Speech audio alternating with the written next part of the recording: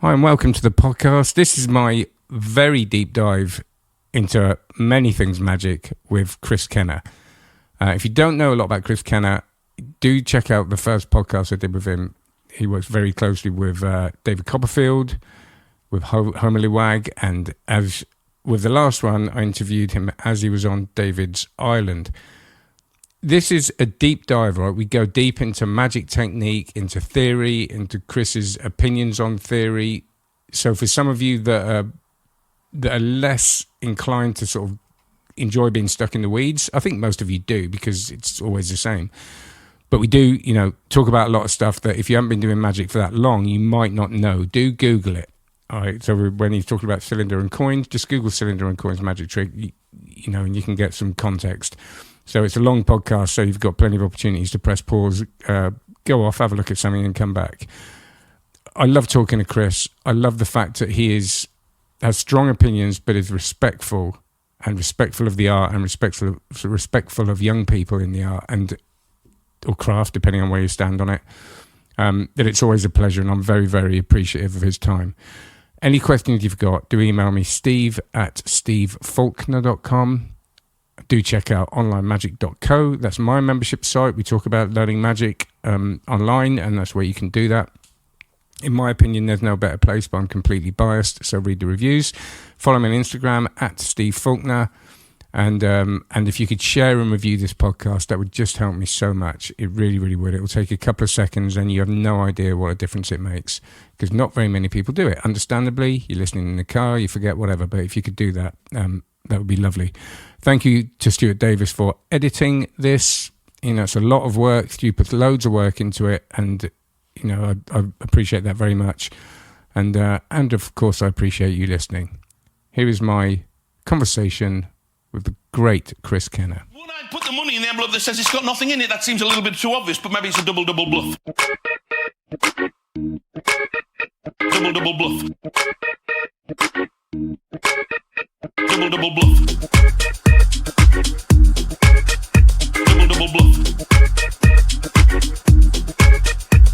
Double bluff.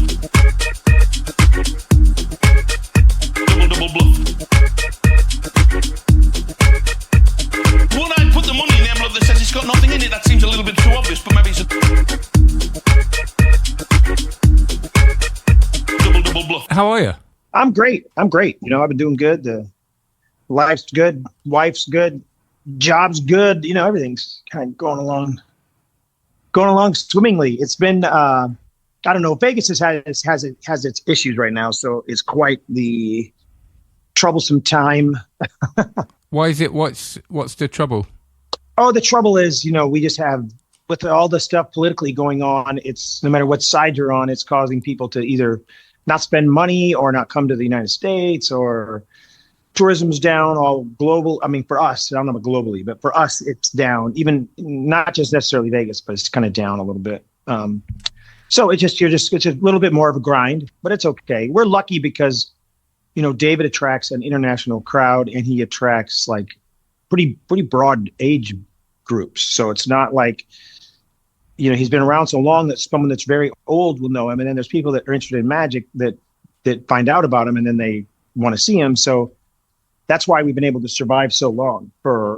It's one of the reasons that we're able to survive so long. And the show's consistent. It's good. So that's also another plus.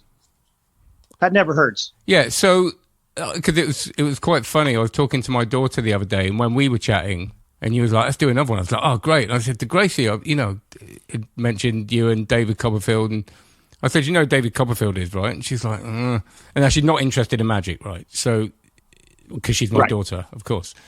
Exactly. As it should be. As it should be. But, and why should she? She doesn't watch magic. The TV's not a thing really anymore. So it's, and it's a strange one. So your audience it must be a bit different in Vegas though, right? Because people come and they look for certain things and they get recommendations and. Sort of. But we do sell quite a few tickets prior. So that's a thing that shows longevity. And that's a thing when like the casinos and stuff would look at a show coming in which is tough for like a new artist, a new artist that doesn't have a lot of a following or that might have a huge following on social media. That can be misleading because that following might come and see that show or the first 2 months.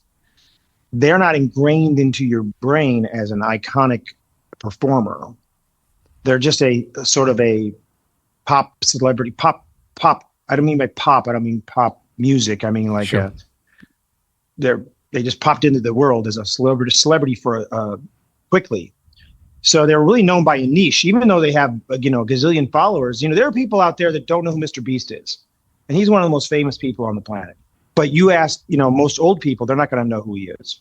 I wonder how that's going to, because I don't know what it's like in the US, but in the UK, and I'm not saying this in a negative way, but the magic community, I've done a few lectures. I haven't done a full lecture tour or anything like that, but the magic community, you go and lecture in clubs, and there's a contingent of old school, which is great, but but there's so many less young people. I think there's more young people doing magic because of social media, but I wonder what's going to happen when that sort of generation, how it's going to be when that generation, the people that are seeing magic in a different way, that had to go through the kind of trials of learning magic that we don't kind of have to anymore. And when that goes, is it going to be a very different thing? Yeah, maybe. But the difference is, I'll tell you what I we may have talked about this before, but these kids are learning at a different rate than we would have learned.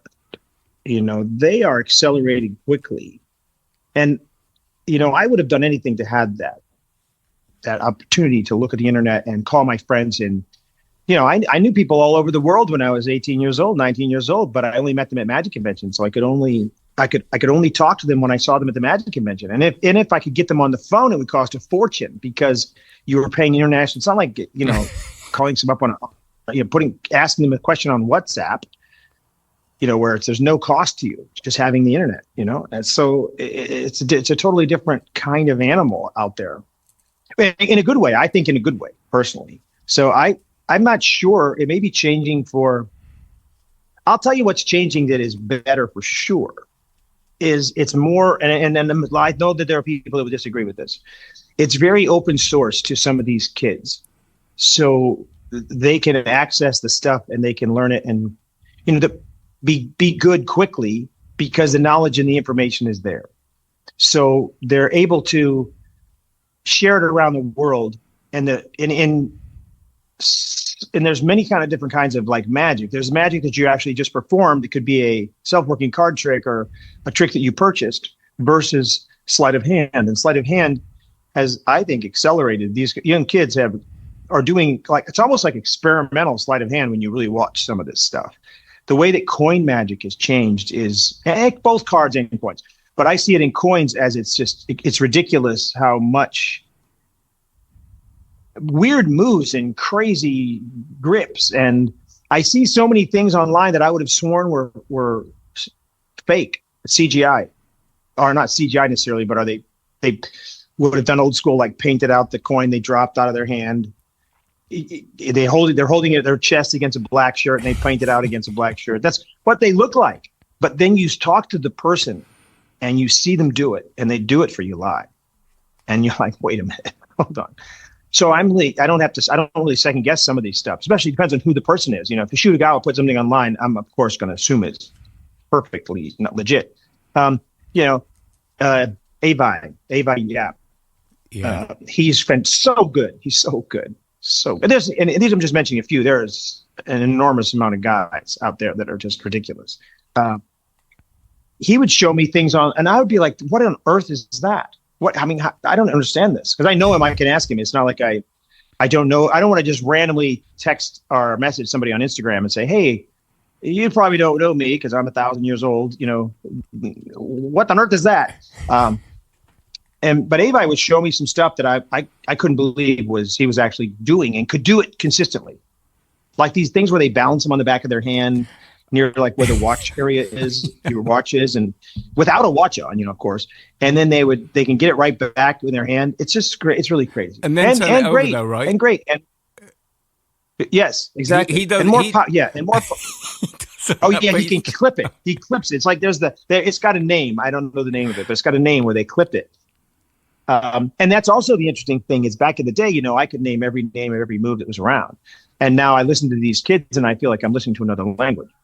And I pay attention. So I'm trying to be savvy enough. And ironically, everybody back years ago used to always equate me with coin magic. And I've always thought of myself as a card magician, which is what's interesting. I think I just put out more at the time. Not everyone was doing. I would have been the guy doing the weird, like tougher coin magic back in the 80s, because people used to say when I put my book out in 90 whatever 1 or 2 whatever year that was, I'd been doing that stuff for years. And when the book came out, I would get people say that it's not possible. This stuff is too hard. It's not possible. You can't do this. And you look at it now, it's child's play. I mean, child's play. It is like, Cracker Jack box almost. I don't know about that, but you know what I mean? It's like really nothing compared to that. There's something to be said about being a performer and performing, and not everyone is performing. They're performing for the camera. They're performing for their Instagram. They're performing for their YouTube channel. And, again, I know that a lot of people disagree with this, but that's still performing. I know that's not what a lot of people believe. But that's still kind of performing. That's still an art form. That's still understanding. There are guys out there that are, and again, there's guys that have the same similar levels. And one guy on Instagram can have 1 million followers. Another guy can have 700 followers. So those guys are trying to figure out how to get those 1 million followers, which is no different than trying to get a bunch of shows. Because if they get that 1 million followers, they might be able to, amortize that money or get some money monetized and amortized. I'm like thinking, oh God, totally good word. Different word. Yeah, amortize. There's a lot of people amortizing. There's a lot of people amortizing magic online. Right, exactly. They're monetized. They can monetize, which then they may end up. So the guy that's sitting there trying to book shows is not making as much money as the guy that's got the 1 million followers, but he won't respect the guy with the 1 million followers. It's really kind of crazy and ludicrous when you think about it. But it's just two different worlds. It's two different worlds, and you've got to respect them both. You have to. The followers thing. Well, the first thing is the 1 million followers, right? So what's happening now in I don't do loads and loads of gigs. I've never been one of those people that are out every night, but I do a fair few corporate gigs, and they went through a period of booking people that had been on Britain's Got Talent over here, or before that X Factor, but Britain's Got Talent, and someone that was quite funny on there, and would always be a car crash on stage when they stretched it out to a long show for understandable reasons. So there's that side of it, where they have to, they kind of get filtered out, right? Because they never had a show in the first place. They had a good 5 minutes and someone coached them into it, and that's fine. Whatever, they get the gold for a while. But thinking about the magic side of it and the video, you said ages ago, and something that really stuck with me about flourishes, and I think we probably did talk about this, because I've always massively respected flourishes. I love learning them. I think it's an absolute joy. Yeah, you see me right now. I'm going to fiddle with flourishing. I just love at the same time that it moves, at the same time that I'm playing with whatever. And it makes your card magic better. It makes your chops better if that's your thing. So on the same level, I think going against the grain, I'm definitely 100% with you. The first thing is on the video, right? And people say it's easy on video. If you're trying to do a sleight of hand thing on video, it is the least forgiving thing, right? Because you can't misdirect it. They can watch it again. So that's I'm thinking of Avai's thing. You have to hit that, right? And he can hit that in performance as well, by the way. He can, yeah. And what happens when you put the camera on, right? It's a little bit like the audience. So when I'm trying to come up with when I'm trying to tighten myself up, I film it and I say to myself, in the end of the next 2 hours, I'm going to post it. I don't post loads, probably for that reason. But by the end, when that camera goes on, I get kind of weird, nervous. I'm like, it's a different thing. It's like, I have to get it right. I freeze kind of. I almost do the same. I get, especially when you're trying to shoot, let's say you've got, trying to think of stuff I record. I do record myself doing moves a lot, but I never really post stuff. I don't post stuff. We can talk about that. I don't post stuff for other reasons. I actually do not post stuff for a couple of other reasons. I mean, it's hard to describe. I put that camera, and if you're zooming in on a little bit of an area, I usually, if I'm going to practice, say I play around with Tommy Wonder's Cups and Balls all the time, and that is an easier trick to record because I'm recording it a little bit of a distance, and I can see what timing is going to work. If it would work for real people, I can kind of tell, because that's a trick you do for real people. That's not a trick you record, but that's a trick that I'm just trying to look at. And I never really performed the trick, but I've done it thousands of times because I just love it. And I've only altered it a tiny bit to sort of fit my style. It's more like a respect to Tommy kind of thing. And when I do a card trick, I do a card move or I do a coin move, man, you can't miss anything because the corner of the card, the little bitty bit, your finger moves, you can see that if it's lit wrong, there's a shadow underneath and you can see movement. You've got to really understand what you're doing. And these kids got it down. They got it down. And it's not just kids. There are a lot of I like when an older guy kind of does it and goes online and puts stuff up. It's like, I give that guy a lot of chops, a lot of respect. So yeah, it's tough. Yeah, camera gets on and I turn into a different person.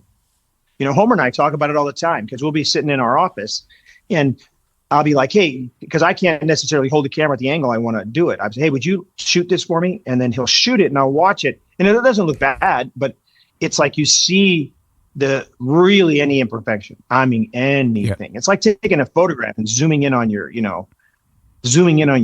face at one little spot. You can see every single thing that you don't want to see necessarily. Yeah, I always say to people if they want to get a trick down more, and even if you don't end up posting it, the actual posting it, but tell yourself you're going to send it to a friend, or it's something that gives you a little mini deadline. And also, what I found is I'm no good at writing new concepts for new sort of scripts for tricks. I come up with them as I perform them, and that can happen as well. So when the camera's on, I go, right, I want to kind of have a different presentation of this. I'll sit there with a pen and paper and sort of do the exercises and come up with something, but only in the recording it. By the end of the hour, I'll start having an idea because it's the physicality of doing it. Because when you're rehearsing, for some of us, me rehearsing a trick, not practicing I can practice for hours, but rehearsing I find excruciatingly tedious. So almost when you've got the camera on, it's that mix between rehearsing and writing and doing it. Your brain kind of goes into problem solving mode, I think, and it is that one step away from performing it. It's that little middle ground between doing it at home in the bedroom, the classic thing, doing it on stage, and actually doing it on camera. I think is a nice way of kind of getting yourself ready. I think you're dead on. There's a thing. One of the things that I think I learned the most from watching on video and it's because it's a thing that I love to practice. I love to practice. I fiddle with them. I mean, every single day I'm always playing with palms, all kinds of palms. And I never use them. I never really use them. If I do use them, I don't really have a trick to use them. I end up if I see a trick with a palm in it, even if it seems like it's impossible to take the palm out, I try to take the palm out at least the way they use it. It's one thing that if you have to go to your pocket with a palm card, it's another thing. And that's an art form too, just going, and which is what I'm getting at about recording yourself or watching yourself. I've over and over and over, you see someone palm a card and you see the card. It's their hand is like this. You see my hand, but they don't, but I have that classic palm hand that just immediately reeks palm the whole time. Because your hand never, if you really watch, if you recorded yourself playing with the deck, you would never do that. So I ended up watching myself do what I want to do. Like if I'm going to spread it, take the deck, put it down, go into my pocket. I watch that and then I say, how can I duplicate that and get that card in my pocket? I'm still palming the card at the end, but I might have to move that card and sort of palm the card once to get it to where I want it to be. And then if I have a palm that doesn't look like a palm, to get my card to the pocket, and I have all these weird ideas about your hand going into your pocket and different kinds of palms against your body so you can cut your angles. So I've thought about it quite a bit so that my fingers always are in motion. I don't like that dead palm hand. And that came from watching people years and years ago. I mean, even now, it's not like years and years ago, but the years ago, I used to watch some people at magic conventions. When we worked at Illusions, there was a couple of guys that did like card to pocket. Almost everybody does card to pocket back then. And some of them were really good, and some of them were, just kind of like a normal, average kind of guy doing magic. It was just a good magician that we had there working. And their palms, they would hold the card too long. And I just kind of learned by watching what not to do. Like, okay, that's not great. That's not what I want to do. And it really scared the shit out of me, because seeing the fact that I could always see that palm. And then a guy, I see you, and I bring Ben Earl up all the time. I see Ben Earl or Derek Plagadio. I just saw Derek at Magic Live. Derek, I remember Derek. We were on the tour bus. I can't remember. He had come to visit, and I was on the tour bus, and he was doing this thing with the palm in it. And I'm looking at him. I'm like, I just said, dude, you have a card in your hand. I can't see it. I don't know. I don't know when you got it, and I don't know where you're going with it. And he just kind of laughed, and he's great, because he really understands, and I think he's thought it through, and he knows about his finger movement, as the Ben Earl, same thing. He's a broken record for me to talk about Ben, but Ben, same way. I think Ben just really understands how to keep that card hidden in his hand, as does Williamson. His hands are mitts, giant mitts, but Williamson has with everything. It just looks so natural. It's hard, but to me, again, we go back to the videoing or recording yourself. That's where I would learn how to try to hide a move. That's two things. It's timing, a little bit of misdirection, which we'll call just a little bit, but it's a lot of timing, and it's technique. So you have to be able to combine all that stuff, where when you're just shooting just the move, it's pure technique. If you're zooming in on the move, it's pure technique. When you see these kids do these moves over and over and over. And there's, of course, obviously nothing wrong with that, because if you have the pure technique, if you can add a little timing to it, you're going to be pretty good at it.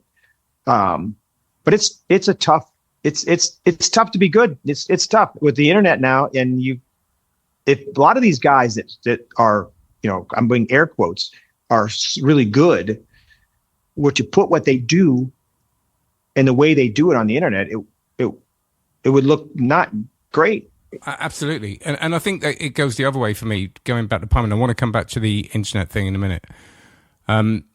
Whereas if you zoom out from technique, you look at someone like Bernardo Sadlicek, who was working the castle when I was working. I remember him saying about, and he was generalizing for the discussion, but he was saying if you're not telegraphing anything, you're almost better off having windows than telegraphing loads of discomfort and having a perfect technique on that hand. And I always think of when I was learning to palm, I would put a card in my hand and go to the cafe and order a coffee, right? And of course they wouldn't notice, because why would they be looking for a card when I'm ordering a coffee? And in a performance, you kind of want that, right? Well, why would they be looking at the hand? Because it's irrelevant. So if you've got the demeanor and the presentation, which means to, and I don't mean misdirection as in getting them to look somewhere else because you're saying remember your card or something, but as in it's so insignificant, that hand at that time, that there's literally no reason for them to look at it. So it's I think that the technique for me now is and the fact that none of us really know what hands look like at rest until we start learning palming, because when we know there's a card in there, it always looks bad. But then I started looking at people in cafes and how they were sitting, and a lot of it, they kind of looked like they had a card in there, because I'd been looking at my, and so it really helps to kind of look at what you're going for as well, which is. And I agree with that, but here's the problem. You're talking about a person in the cafe at rest position and just talking, and their hand would be still. That is one thing, but when you're holding a deck of cards and they're watching you the entire time, sure, and you never once came into that position until you palm the card. So if you're holding the deck and you're always holding it, normally you're going to hold it in the hand that you hold the hand where you have the mechanics grip. You don't hold it in that biddle grippy kind of like hand position that people like to palm a card and then hold the deck that way. I had, you talk about flourishes. I mean, you can see this, but they can't. But I have a palm that's part of a flourish, part of a cut.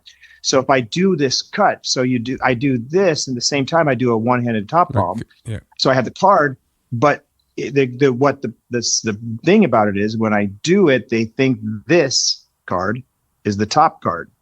So even though I'm palming that one, that feels like the top card there. So and again, that's a casual thing that they see me do is fiddle with the cards. So that makes sense to palm that way. And that all came from me thinking, what do I do when I fiddle? I fiddle. So I fiddle with the cards. Even when I talk or if I'm performing, I have so many fiddle moves that keep the deck in order that are just two little tiny moves. They're not even cuts. They're just like, I'm just doing weird stuff with the cards. And it looks like you're doing something. You might be cutting them. They don't know. You're not saying you're cutting them. You're not trying to act like you're doing anything, but you're still handling the cards in a natural manner to yourself because that's the way you are. Like right now, you're playing with the cards, you're fiddling. You could even do a move. You could do a move in the middle of it, and you could be talking to them and do a double lift and not do it as a double lift. And it's just part of what you do. That way, when you do something, it looks natural. I think I'm pretty sure we talked about the double lift. Yeah, we did. We talked about double lift and your love for the ambitious card. And the fact you said you despise anybody that does it. No, I'm joking. Yeah, no, I mean, no, I just think I'm joking. Go-to.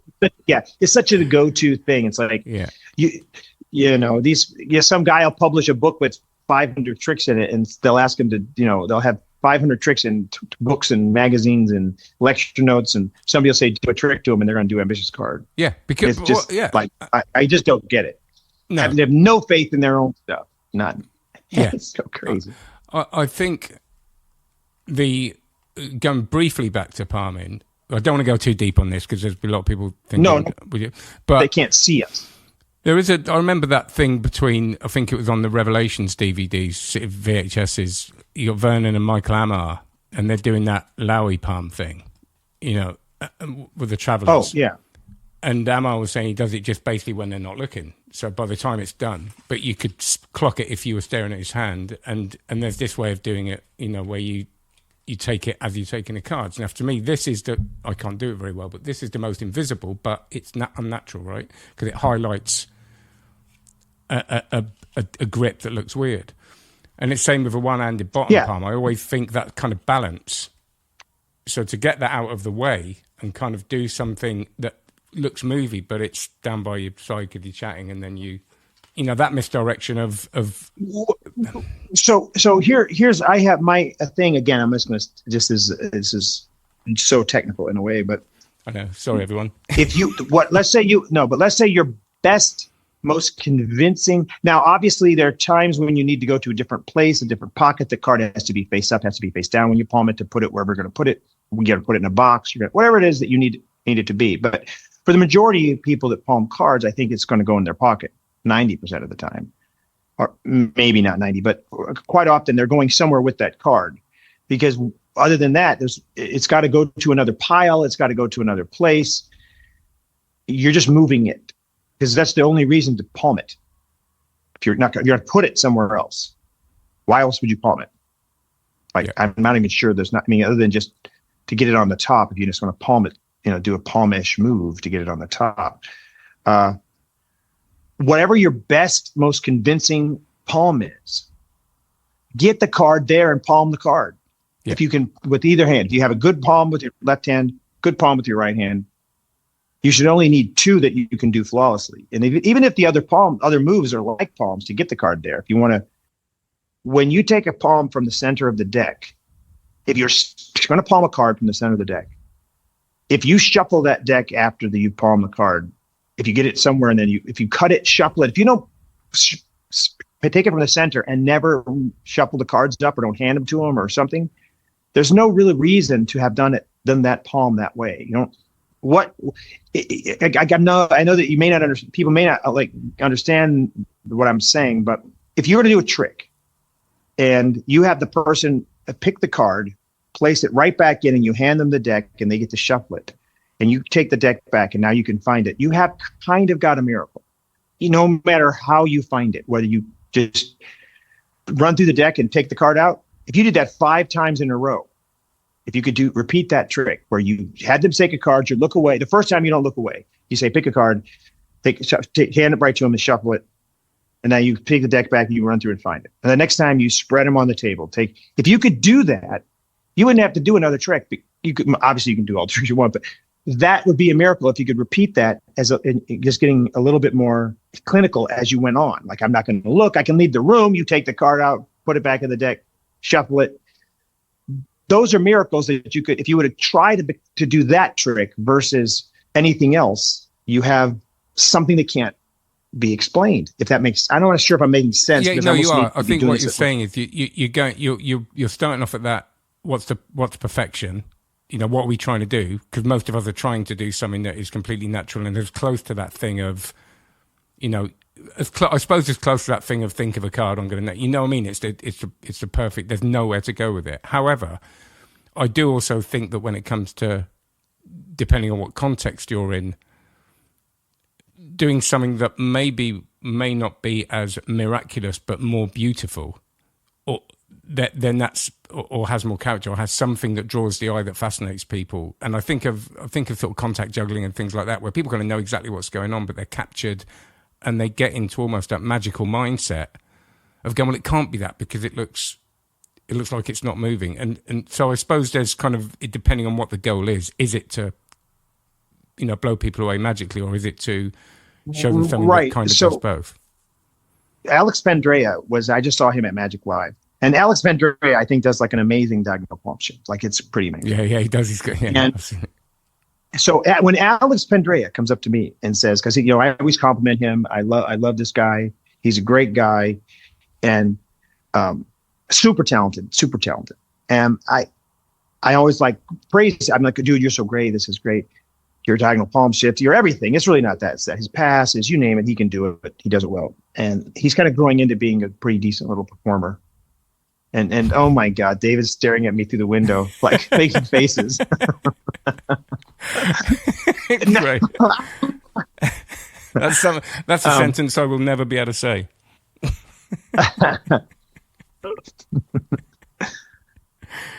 Is he jealous you're talking to me, right? Yes, I think he is. They might be coming in this room. Right. You didn't clue in. Yeah, because it's all open windows. It's the Houdini room here, like I said earlier. So it's a wide open window where the thing is. He just walked up to the window. So Alex Vendrea, who I think does an amazing, pretty much one of the best diagonal palm shifts. There are a lot of other guys I think I've seen that are pretty, obviously Williamson, amazing.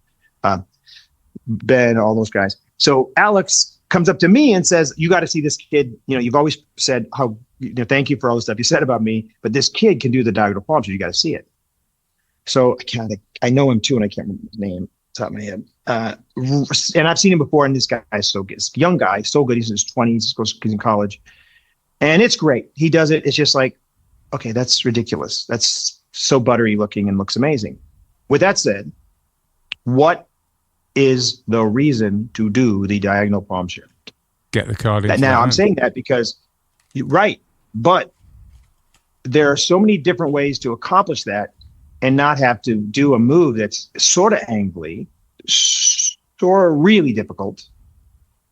And again, this gets to my point of, if you're not going to, at the diagonal palm shift, where you take the card, stick it in the center of the pack, you can show it that it's in the center, and then you palm that card and if you set the deck on the table and the full deck on the table, and either have them shuffle it or you go to your pocket immediately or whatever you're going to do, if something else happens to that deck where it's cut, or you cut it, or you just put the card on the bottom, it's really a useless move unless...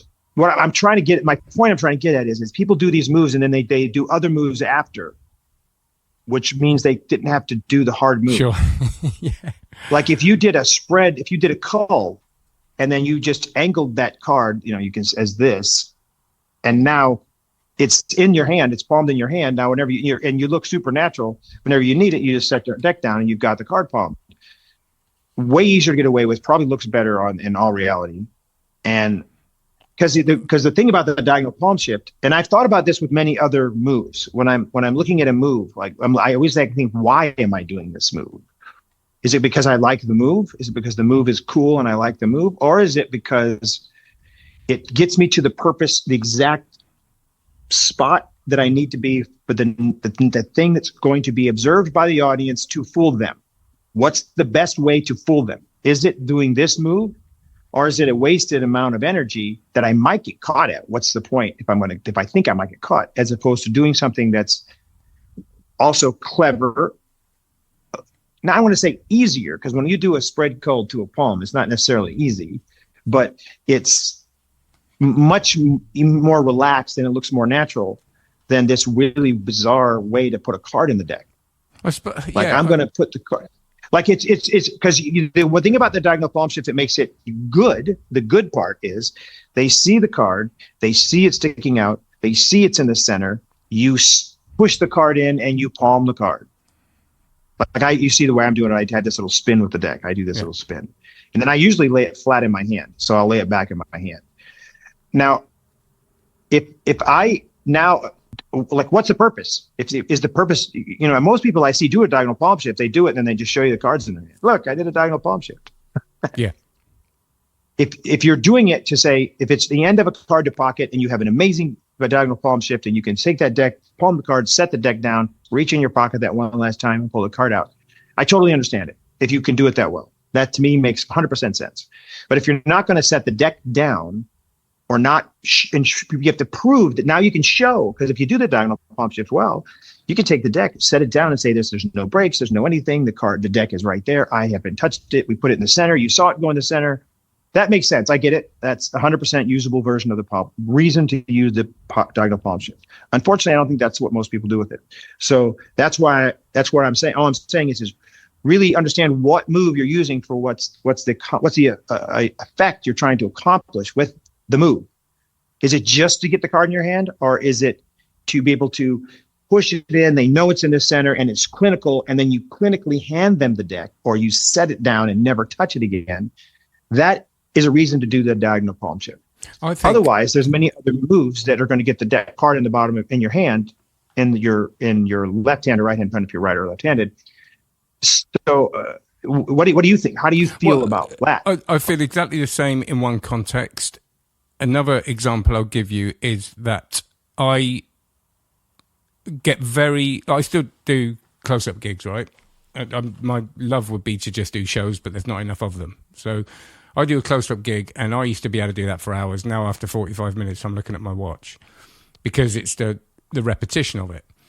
When the thing of, when you do something that's challenging yourself, you get a dopamine hit, as you do when you first start learning. When you first start learning, performing any magic trick is so nerve-wracking that afterwards you get that high, right? You get that, And a good example is that I started learning, I've done a center tear for ages, which scared the life out of me every time.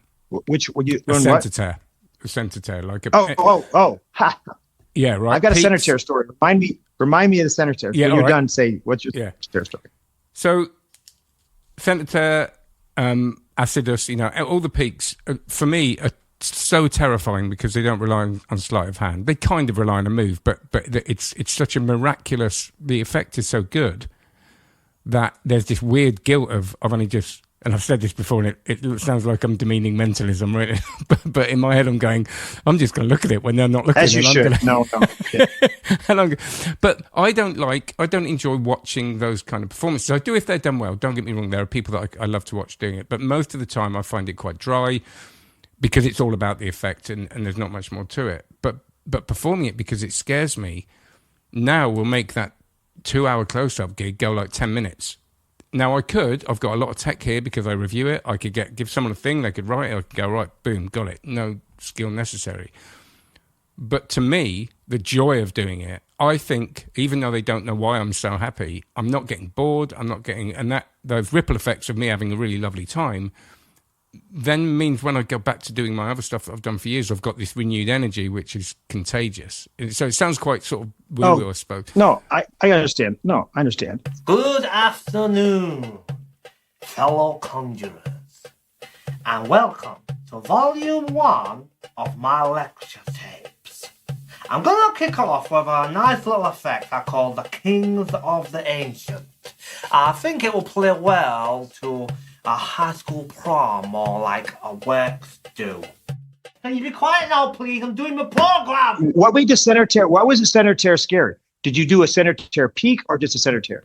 I center tear peak. So because it was when I started realizing how good the responses were that I think it's because it wasn't.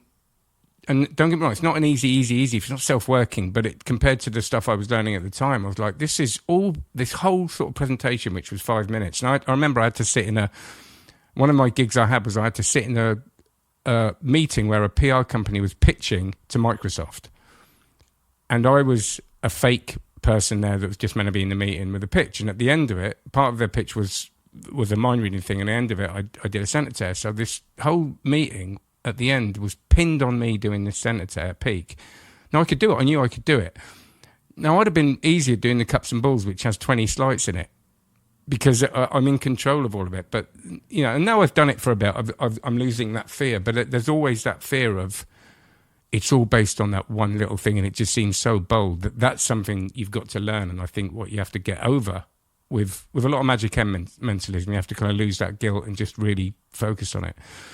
So I think the point being, going back to a diagonal palm shift, I'll put a move in that I've been learning in a routine. And I know for a fact, like juggling 5 clubs, nobody's going to care whether I can juggle 5 clubs, but it's going in my show because that will do something to me, right? That will give me something that will energize the rest of the show or give me a story or something. So I suppose there is, if you're looking at creating the effect, but if you're looking at creating the mood and something that will energize you as a performer that's been doing it 30 years, I think that's where I think it's important for me to put in stuff that maybe I don't need to do, but I need to for my own kind of joy, which will hopefully be transferred to the audience. Yeah. The center, speaking of center tear peaks, so I get a call. This is not the story I want to tell you about center tear, but this interesting thing just happened within the past month. About a month ago, Nick DeFont sends me a message, and he's talking about he's got this new center tear peak. It's really quite clever, actually, very clever. So he says, "Hey, Tannen wants me to put it out. They want to have it at Magic Live. It's kind of a rush. Do you know anybody that could take the pictures? Shoot pictures for me?" And immediately I'm like, "Oh yeah, I know you could take this guy or this guy." And then I just thought, what? Just come over tomorrow. I'll do it because, I know quite a bit about photography. I love photography. So, and over the years, I've illustrated books. If you look back in time, I used to illustrate books. I've illustrated quite a few magic books. I illustrated the beginning of the Magical Arts Journal. I did the first X amount of copies of that, X amount of or whatever magazines. And in that process, you have to learn how to take pictures of your hands so that they're the correct way to do the illustration. So I understood how to take pictures of explaining a move. So I just come over and we'll shoot him, because you just come over to the warehouse and I'll just shoot him upstairs by my little office area in the museum. So I set up a little black board. It's super easy, and I brought a camera and some lights, and we just shot that thing. But this move is really great. It's like and I don't do a center tear peak. I do just a regular center tear, which is the story I'll get to, which is interesting. So filming that was great to watch him. It made me think about the center tear peak again, because I want to play with his move. It's like it's got a little tab on it, and the tab is easier to see. You just have to see it. You have to see him do it. I don't know if you can look up Nick DeFont doing it online, but it's worth a look. So I just took the pictures and we got it done that day, and he sent them in, and they immediately, it made it to Magic Live. It was there at Magic Live. It sold really well. I guess it was one of the best selling things in Tannen's booth. So my center tear story comes from being a kid. Obviously, I learned a center tear as a 14-year-old kid. I learned how to do the normal center tear. They right in the center of the thing. You fold it up into quarters, tear it, steal the one piece. Easy to do, but at the same time, you do it right, and the people are really looking at you. There's a lot of attention on you at that moment, so you have to be pretty okay at it. if you're a performer, it's not as hard. If you have a sense of like a performance, I mean, you understand how movement and things. It's a little bit easier. So we do museum tours about at David's place, the warehouse. We do a museum tours once, maybe twice a month, depends. And one of the things that we do requires a center tear. We have the person write the name of a dead person. And the center tear now, I'll get to what we used to do. We used to use, we've done this since 1991. So with that said, David wanted to use an impression pad kind of thing where you write on it and it sends it to your phone or it sends it to a pad. So we kind of did that for a little while. And we had older versions. Like now there's a lot of these amazing stuff that we probably should just go back and utilize. But we go to do it, and I can't remember the name of the company that made it. It was a separate entity. It didn't use your phone. The pad spoke to your little device that would read out on the device what you wrote. Yep. So it stopped working. Like a very, very important person is there. It's a celebrity, and their whole group, no one knows magic. And we didn't really know anyone there enough. So we were just like, okay. David's like, oh shit, oh my God, what we're going to do. So I said, I'll just do a center tear. We'll have them, here's a piece of paper. And I literally took a piece of paper and tore it. I didn't have a pair of scissors. This is fast. This is like going to happen in 3 minutes. And we just realized it. The people are watching a little film, and the girls come to us and say, oh my God, this thing's not working. We charged it. It doesn't work. We just kind of went out. We'd had it for years. So I said, I'll just do a center tear. So I just really quickly said, here, David, I took a piece of paper, I folded up so I have a perfect square that's, X size. And I said, just draw a little box, have them sign their name in the box, and I'll do a center tear. And I'm saying this, not realizing I have not done a center tear since I was 14 years old.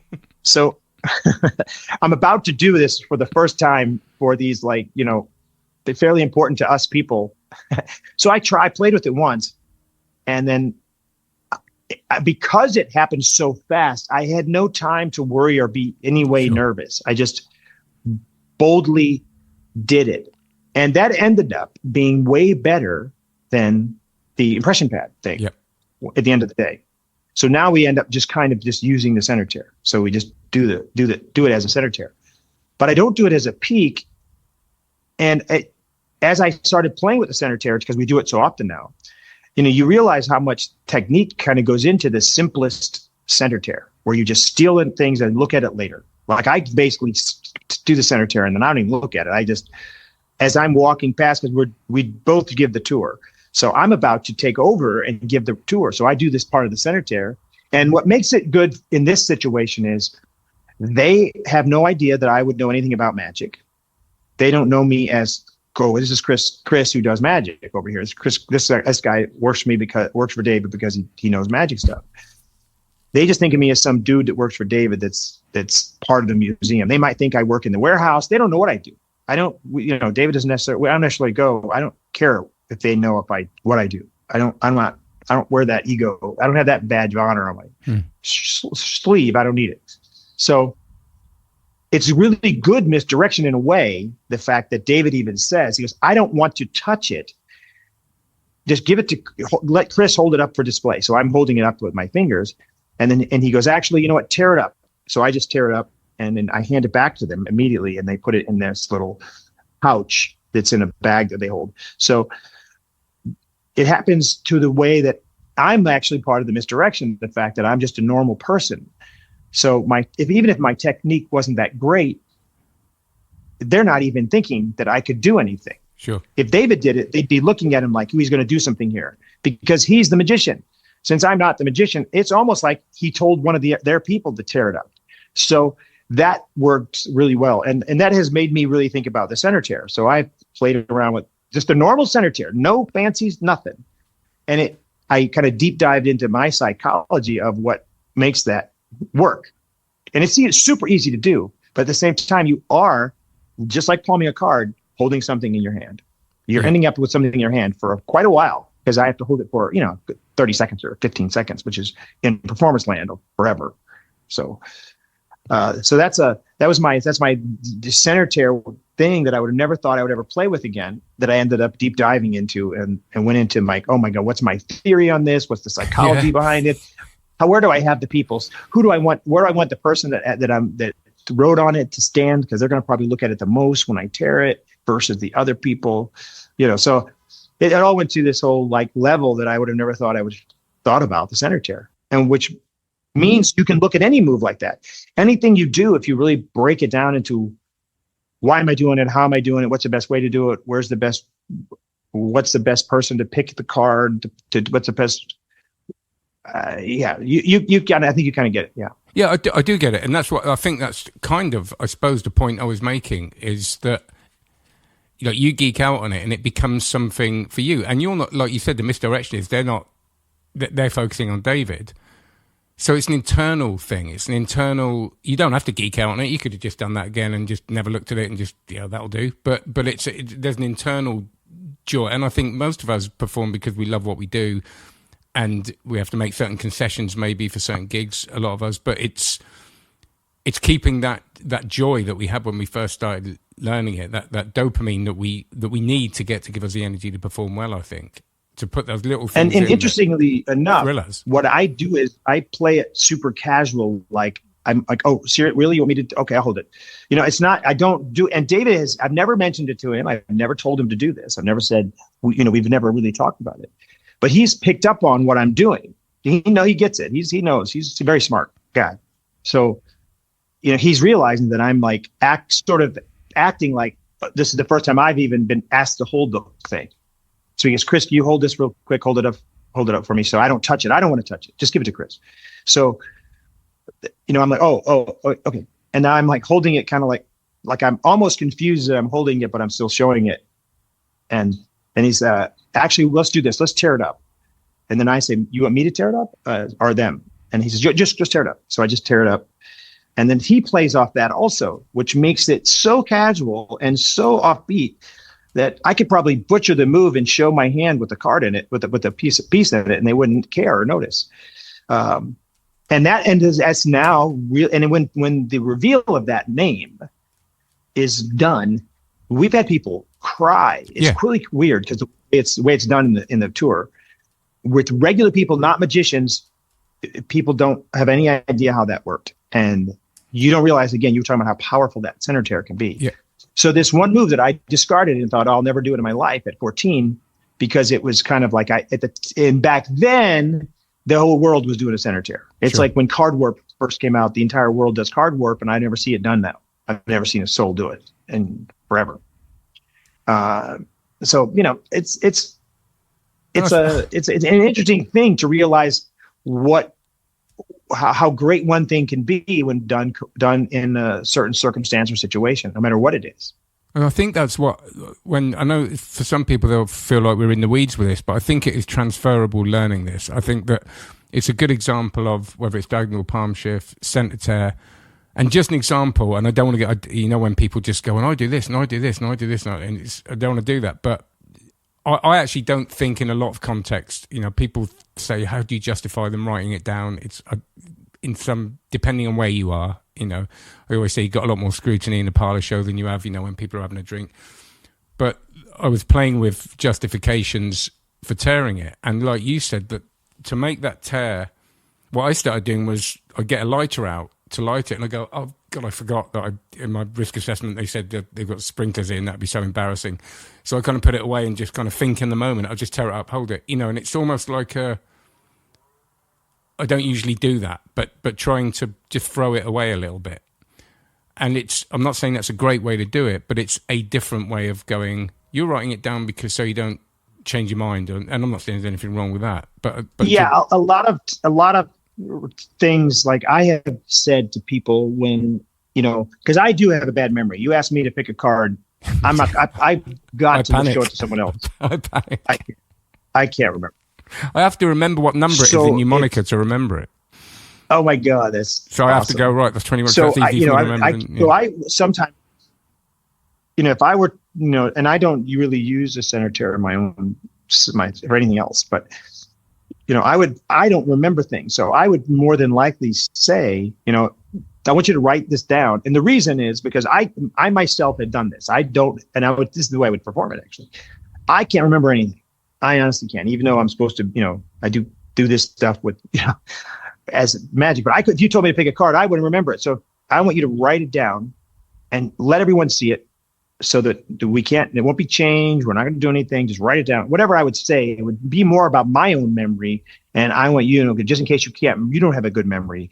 I'm not saying you do, basically, without saying it. You don't say, I bet you don't have a good memory, but you're just utilizing yourself as I don't have a really great memory. And this has happened to me before. So I want you to write it down, show it to everybody, and then just fold it up and think, let's just tear it up. We'll just tear it. You can actually hold the paper, however you want to like casually do it. And I would always do it casual. To me, that's a casual move. And I know that a lot of people are very clinical. They're like, here's the thing. I'm going to tear it into 4 pieces. You take these. We're going to burn them. Because David and I talked about burning them because it's David's building, taking the paper, tear it, and then burn it. And I'm like, well, why wouldn't you just burn it? So that's where you get to the logic. It's like, what's the tearing part? Have to do with it. So it's all kind of like we become, as we are doing right now, giant nerds over this one thing. But it also, I think that's what makes can make a presentation or break a presentation, is the fact that you thought about it so much, you're going to understand all the different things that can go wrong too. Because if you think about, well, why did I do this and why did this happen and what happened here? I have a 2-card control, which I love. If I need to get 2 cards either on the top or the bottom, it's actually the same control. It's a reverse spread thing. And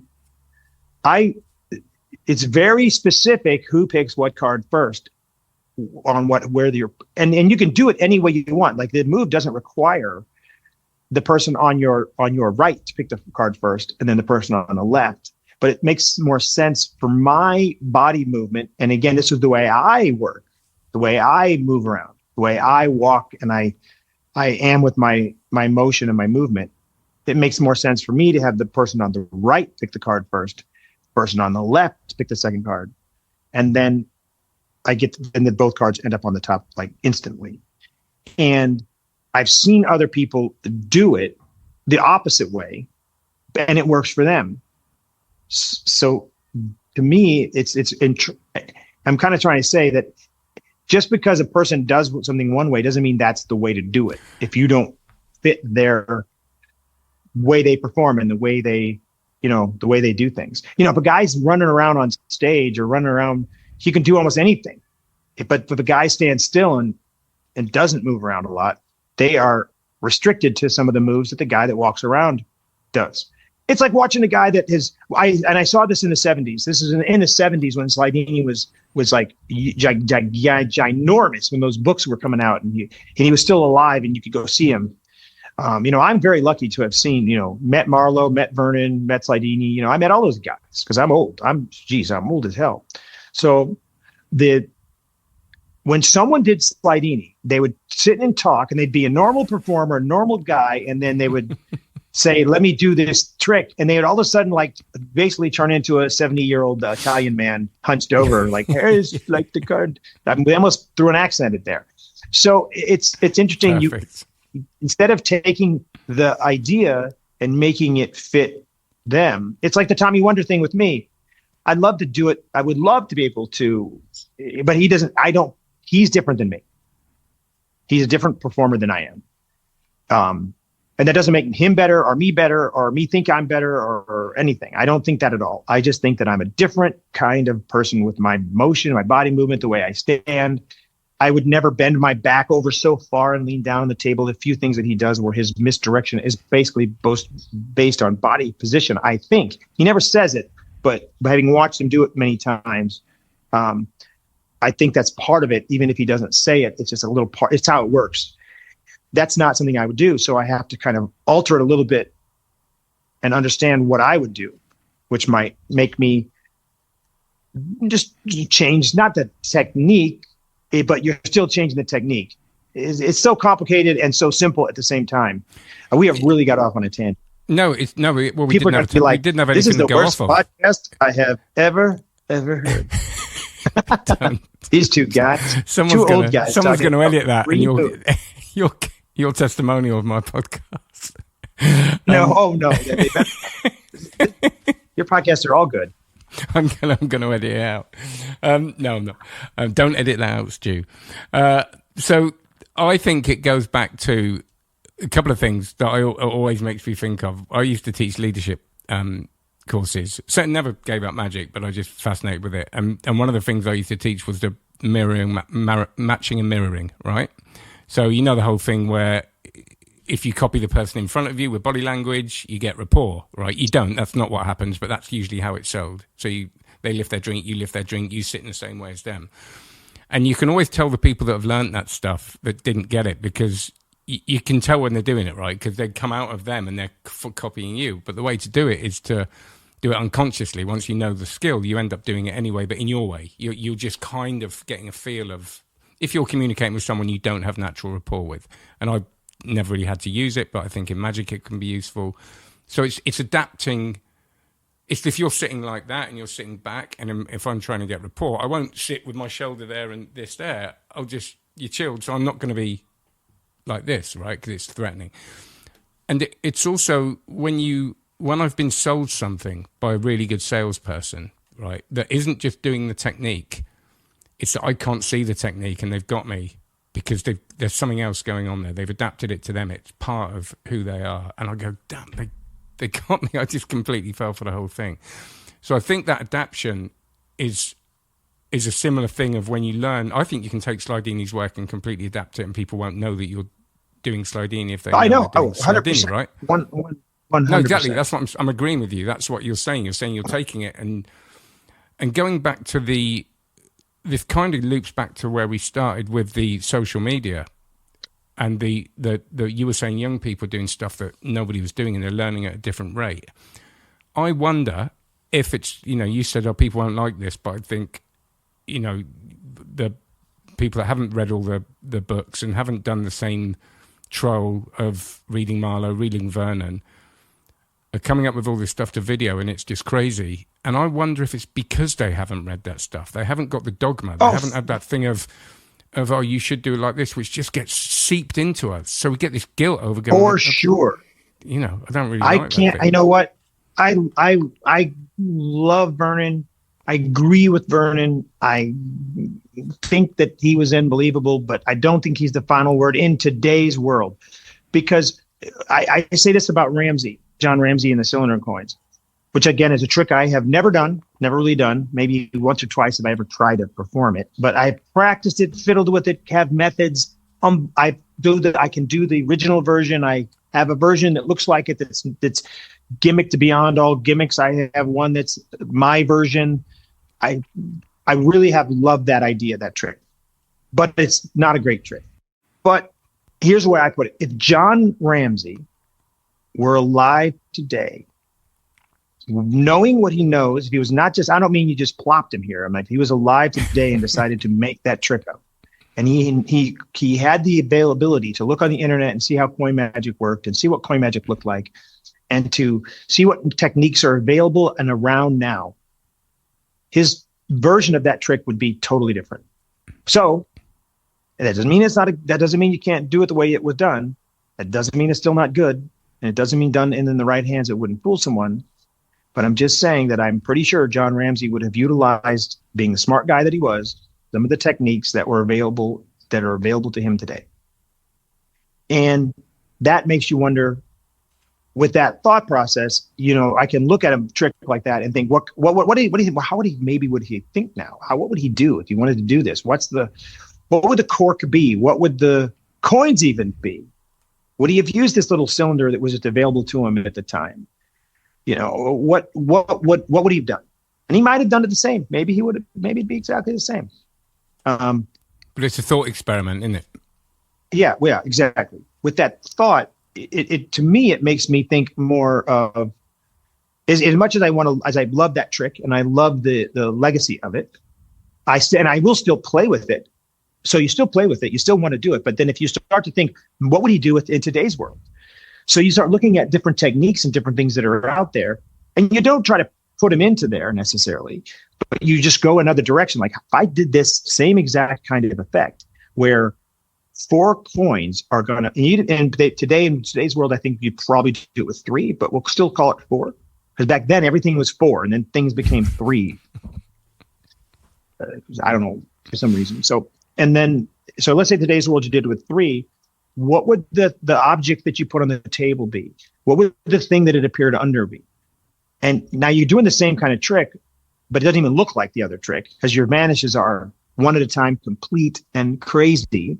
And then when you lift it up, I would probably end the trick there. I don't know that I would. I think out of the fact that he had the gimmick under the thing, even with doing his trick, I never use the hollow shell of the stack. I would always that's it. I end there. I have an idea and a little method to get the 4 coins and to get rid of the cork and the 4 coins. And then when you lift it up, you have 4 coins there. And that's the end of the trick versus now I cover back up this whole thing. It's just the reason is he needed to get rid of the gimmick. I would probably today, I don't like that. That's one part of the trick that I just don't like, that extra added. The trick's over to me when those coins are under the cork. Trick's over.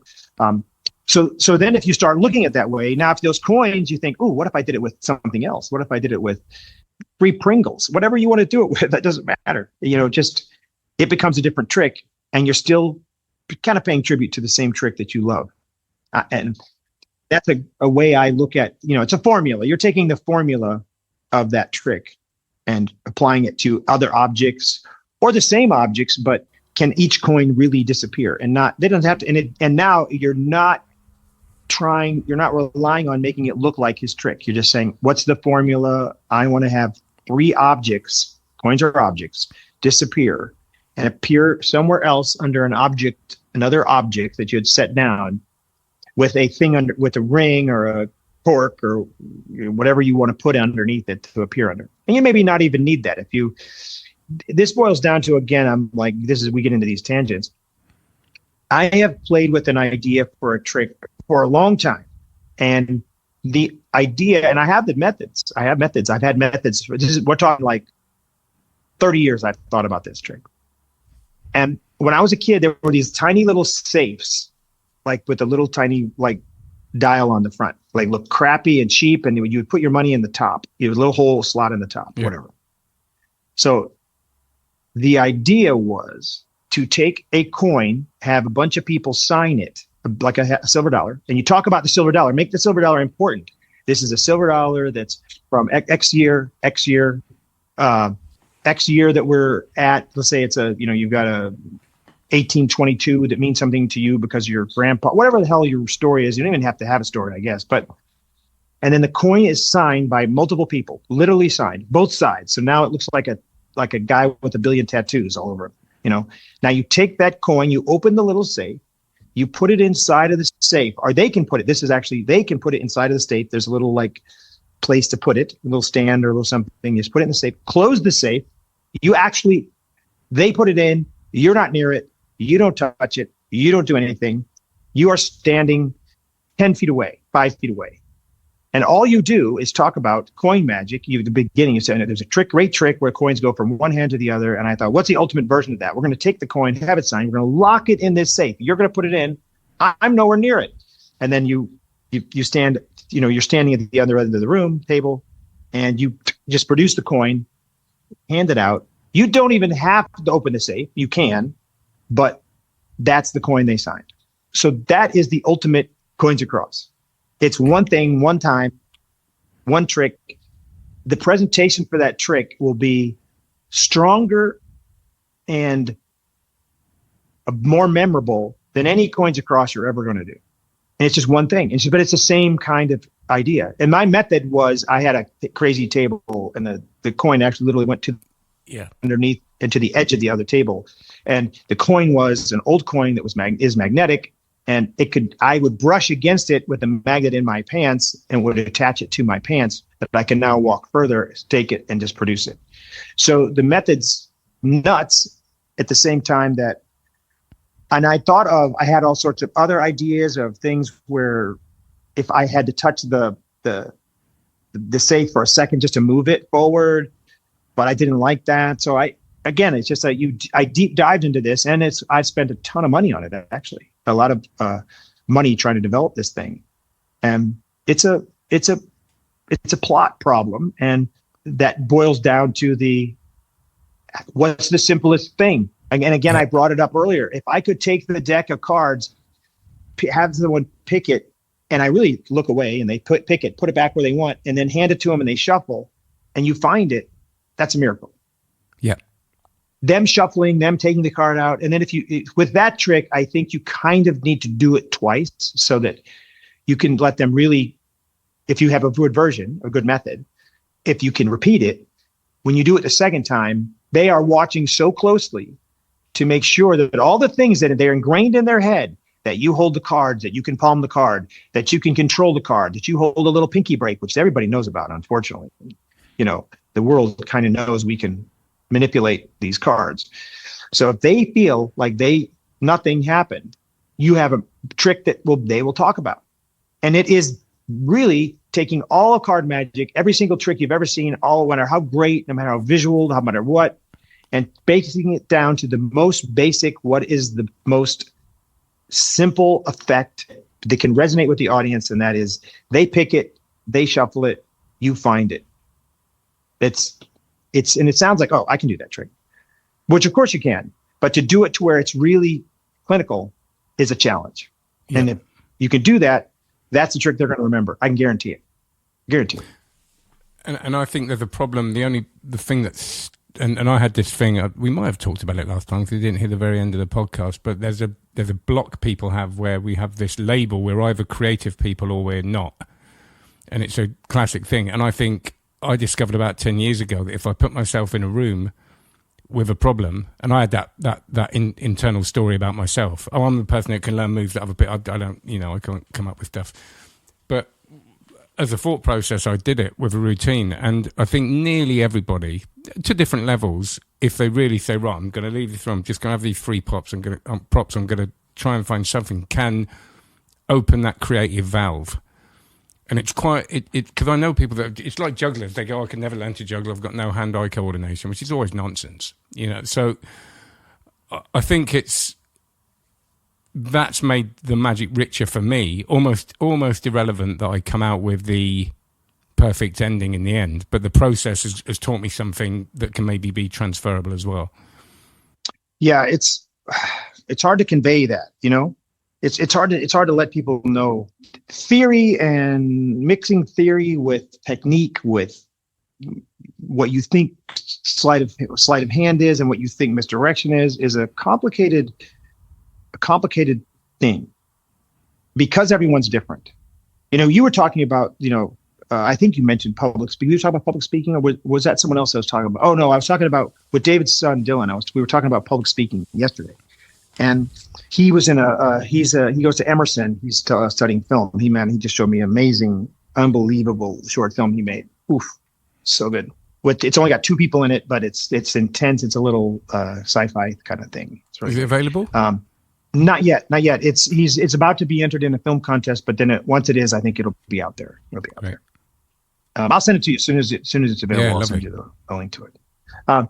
We were talking about public speaking and sort of the fear of people having, public speaking. And one of the things that I have told people, and this is probably wrong, so because I'm not a teacher of any of the stuff, I have no history of the background.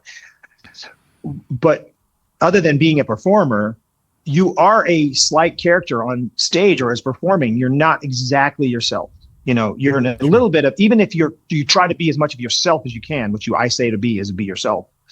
But if you have to have, there's a little bit of acceleration to it, a little bit, unless you are just a loud human being anyway, your personality is so gigantic, you don't need to add anything else to it.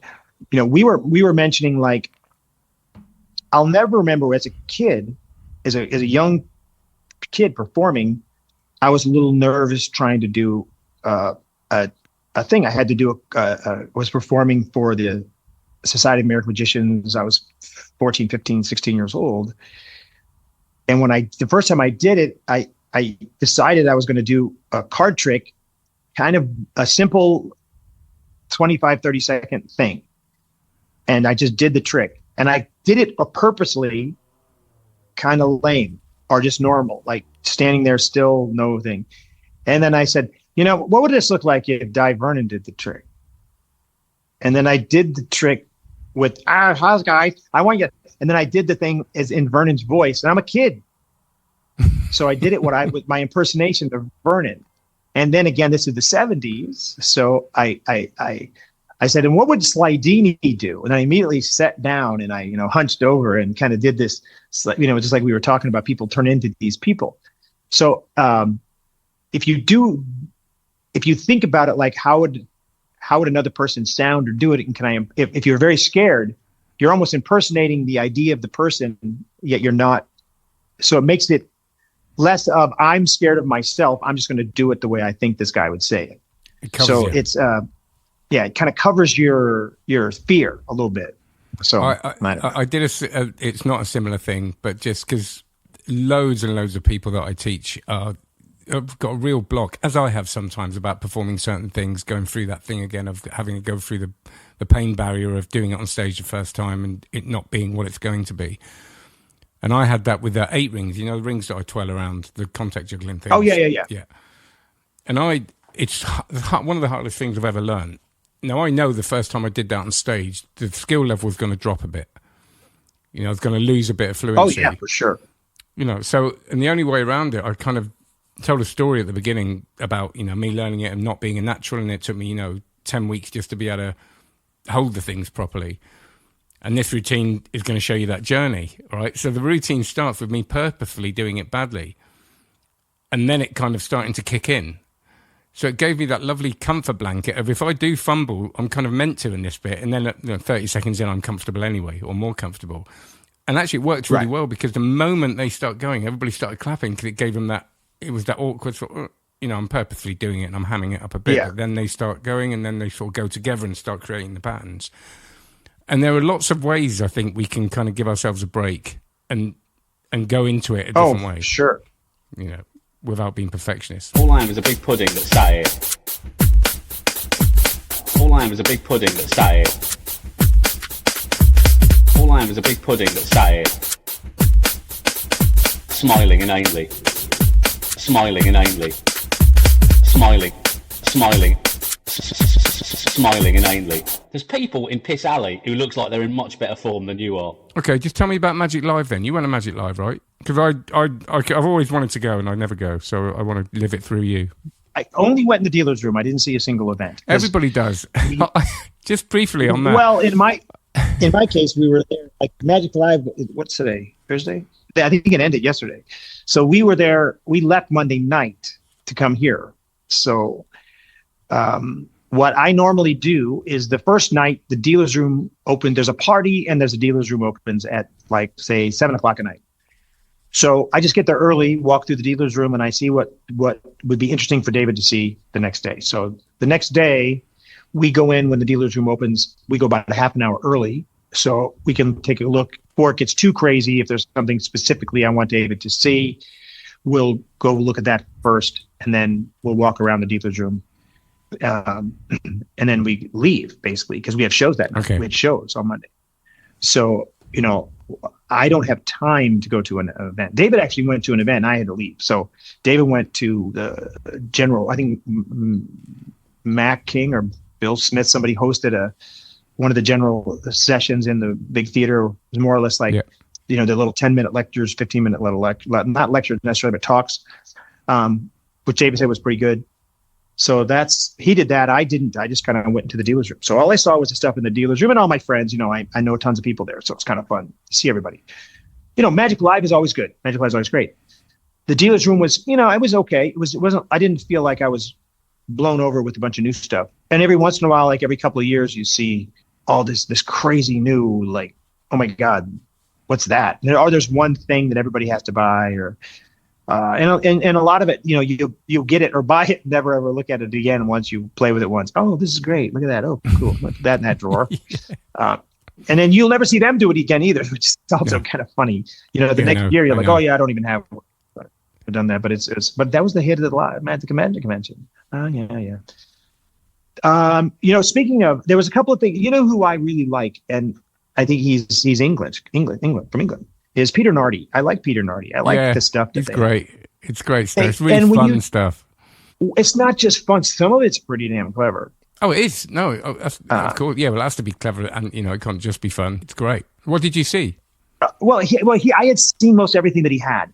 He had one or two new things. I got so much stuff either given to me or that I purchased. I have, oh my God, so many things. So I can't really say exactly what it was, but just in general, I just like Peter.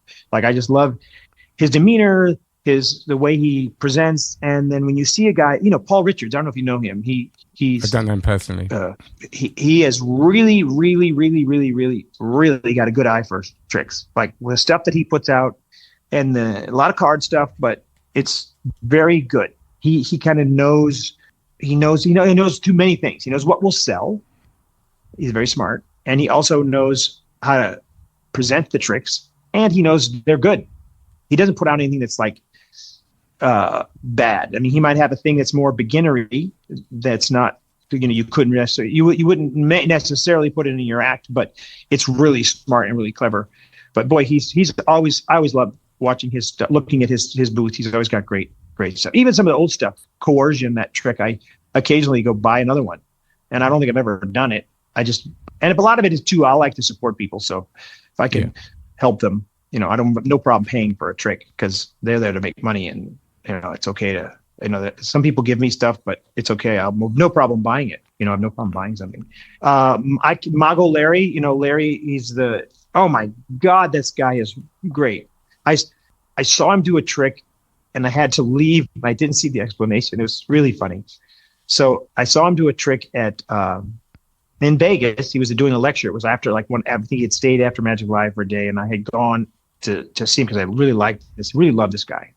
So I go to see him, and I had to leave. I didn't see the method, and the method is, and then he says, "Oh, you need to see it." He sends me his link to his Penguin lecture, and in the Penguin lecture, he does this trick and doesn't quite explain it immediately. And Eric Tate is in the audience, and he's kind of like the narrator of the thing, he's got a mic on also, and he's talking to Larry.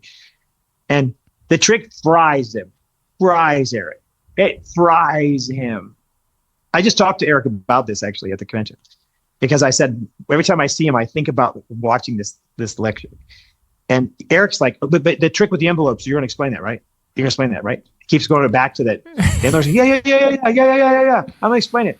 And he just keeps going back to it, keeps going back. What are you going to explain? And then he finally, explains it. And it's a very practical, very simple, very cool method that you're like, oh my God, that went past me. And you realize that would go past everyone. And it's so clever. And then a lot of the stuff is, what's the trick? Really roughly, clever. Just briefly, what? Briefly, you have it's going to sound not great.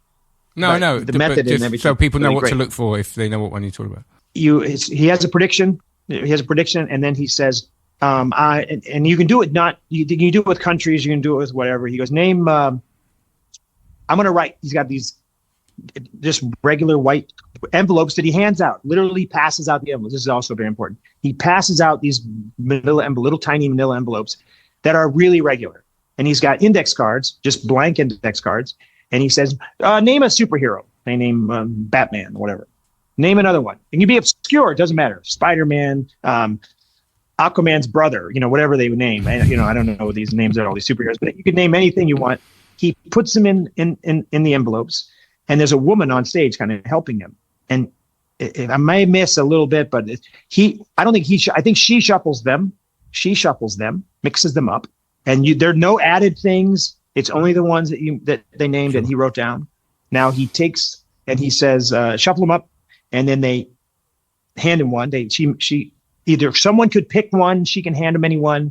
She hands him one. He opens it up, and you can open the other ones up, show different, whatever you want to do. You take this out, says whatever, says Spider-Man, which again, the audience is named, all the names of the people.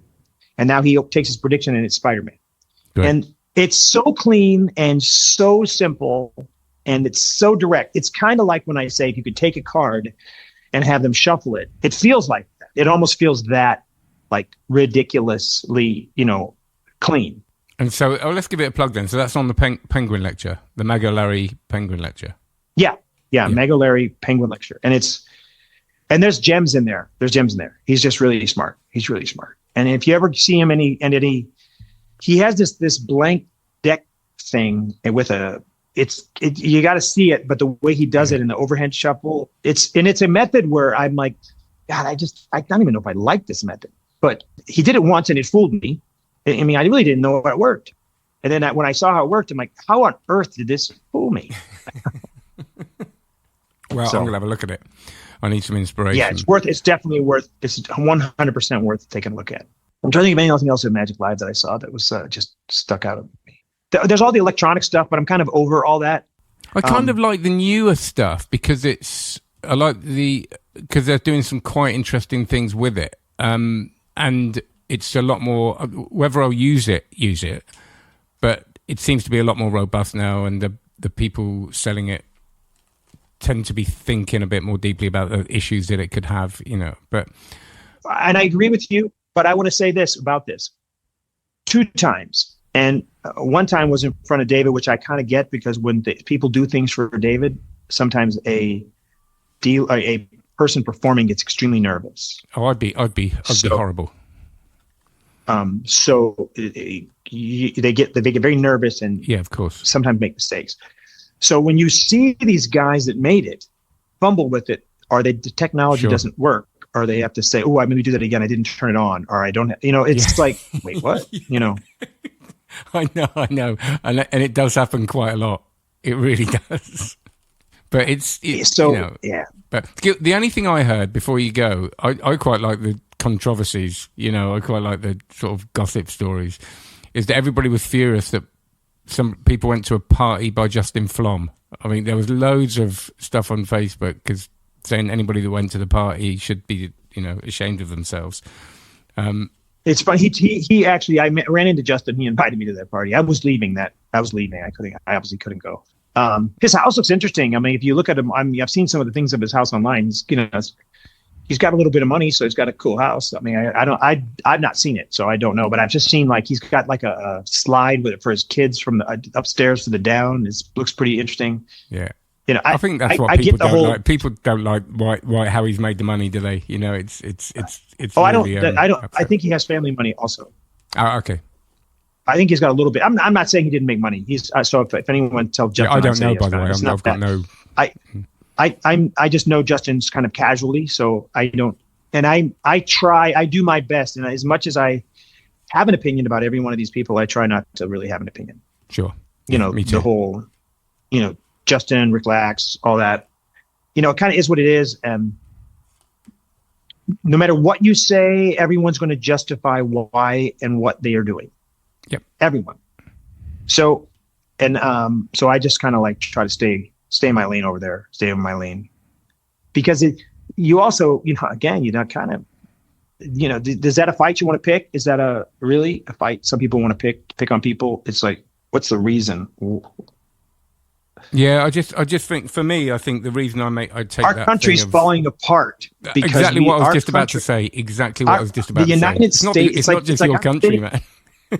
Yeah, but we are falling apart due to people are on the left or they're on the right. There's very few people in the center, and even if you say you're in the center, if you lean even the smallest direction one way, the other side will just hate you. It's like the hatred in this country is ridiculous right now. It's not, and it's not just in your country. It's contagious. It's starting to happen a lot, and that exactly what I was just about to say was sometimes I kind of think, I've got something to say, and then I listen to Pod Save America, and I just go, you know what? Oh, Pod Save them, yeah. Those guys are great. John Favreau, all those guys. I listen to Pod Save every day.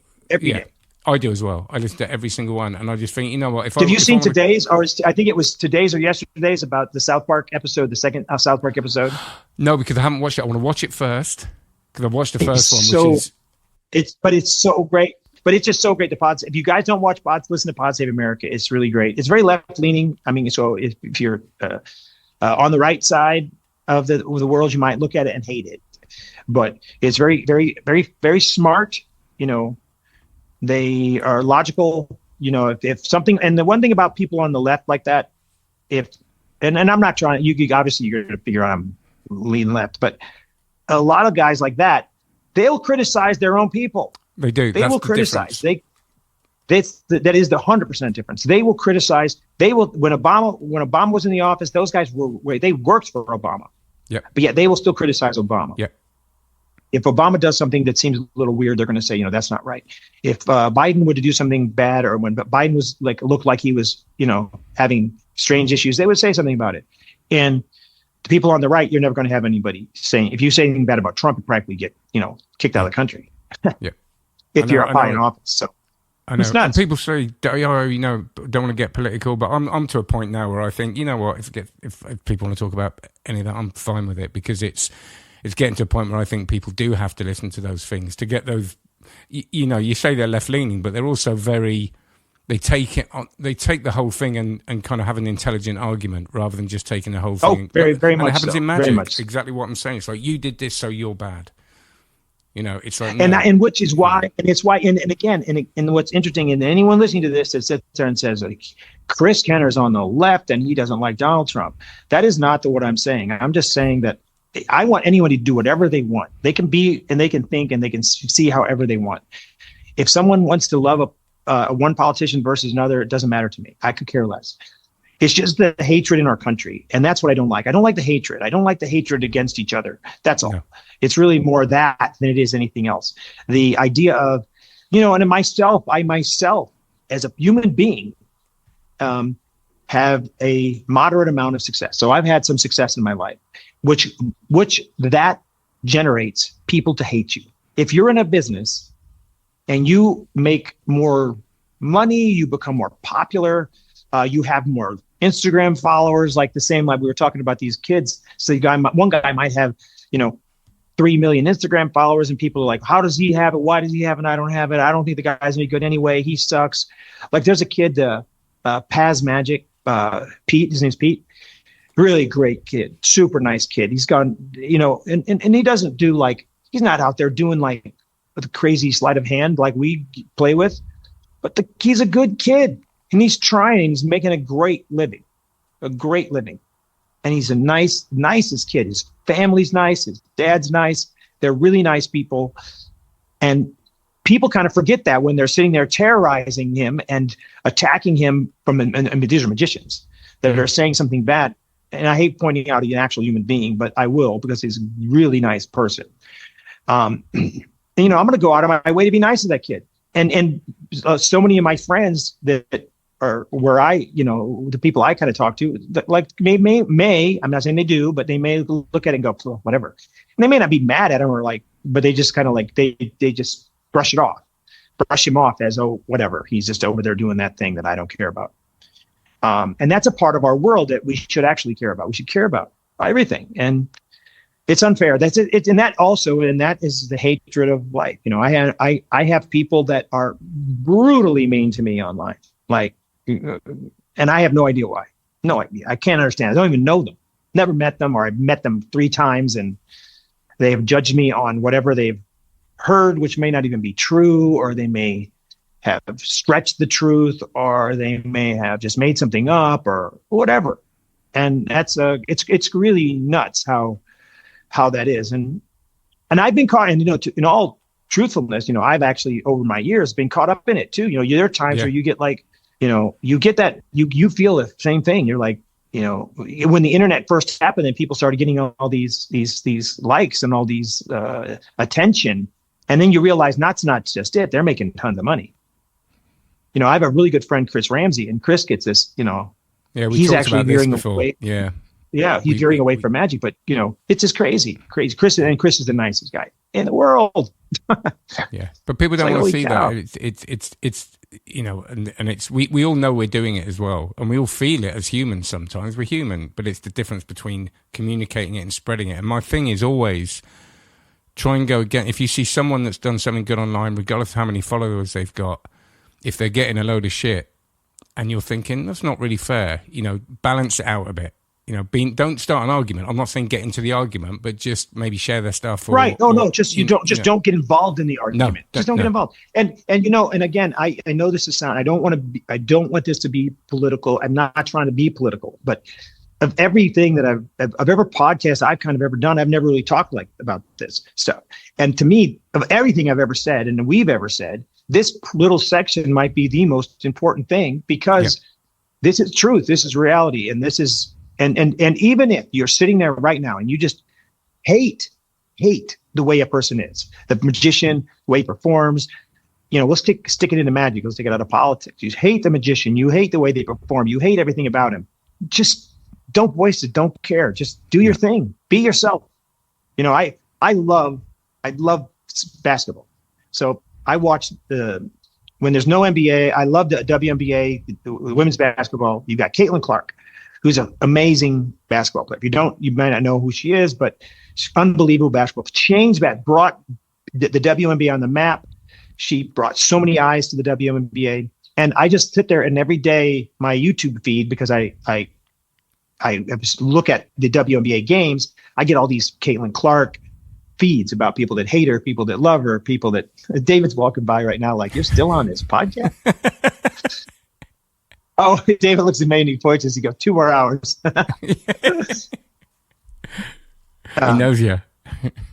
Yeah, he does. He knows that my tangents, which means I should probably get off anyway. We have to eat lunch. Do.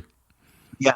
So again, it's just like, I think, and I hate to be that, and I know that I've seen so many motivational speaker people be like, love the guy next to you, look next to you, always be nice to people. I'm not saying to do that. I'm just saying, just don't get involved in the hate. The hate is hate. Hate's terrible, man. Hate's terrible. Yeah. And I won't lie. I mean, I've been there, I've been there where it's taken over because you're something in you wants to.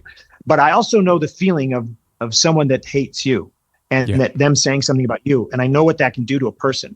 And I do know that there are times when as a human being, you might be in your own spot in your personal life where you're having a health issue, your friend's having a health issue, a relative is sick or passed away or whatever brings you into down. And then you hear that, that so-and-so said this about you.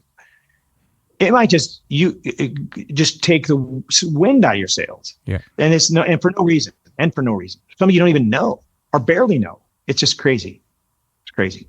No, it's so I do agree. It's good kind of place to kind of end. I think it's good. It's not one of those rah, just be nice to everybody, but it's more, just try not to get involved in all the hate. I think we have to be a little bit more shameless about being rah now. It's a different I'll thing, say this. I want to say one last thing that this what helped change my entire life. So my wife, I have an amazing wife. She's unbelievable, and we've been together for about 15 years, maybe a little longer. So we've been married maybe 8 years. So she won't mind me saying this because I trust me, she wouldn't mind. My wife's been sober for 10 years, and in her journey to being sober, I've watched her change as a human being, completely change. She's 180 in a lot of things, and she's 365,000 times over in many other things.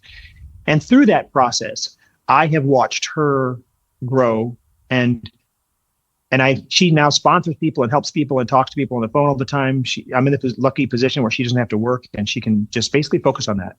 So I hear her talking to these women all the time. And a lot of times when she's telling them, hey, maybe you think about it like this way, or why don't you look at it like this, or this is why your problems are.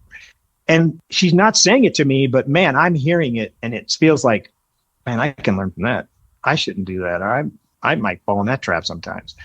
So it has made me such a better person.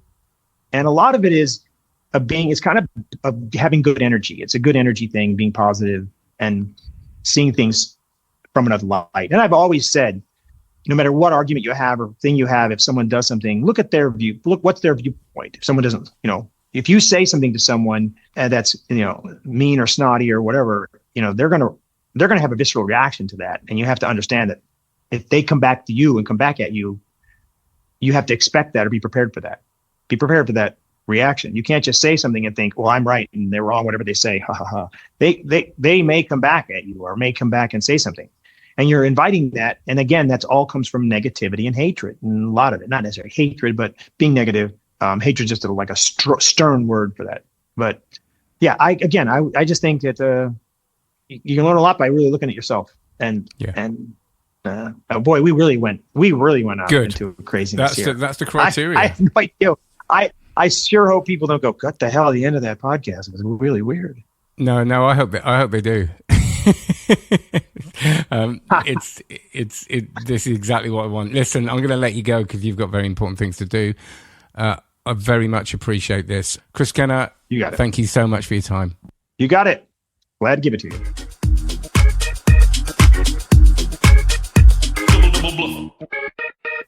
So thanks so much to Chris. Any questions about any of that stuff, don't hold back. steve@stevefaulkner.com. Do please share and review. As I said at the beginning, it makes a huge difference. So if you've got a couple of minutes, I'd appreciate it so much. Go and check out onlinemagic.co. Even if you're not quite sure you're into it, have a look at the page. There's loads of info on it before you sign up for anything. And you don't have to stay signed up. You can quit anytime you like. Super easy. And you'll get all you need there. So onlinemagic.co. Thank you very much. Thanks again to Stuart Davis for editing. I can't remember whether I said Instagram @Steve Faulkner. I probably did. And have a good one. Take care. And thanks again to Chris Kenner.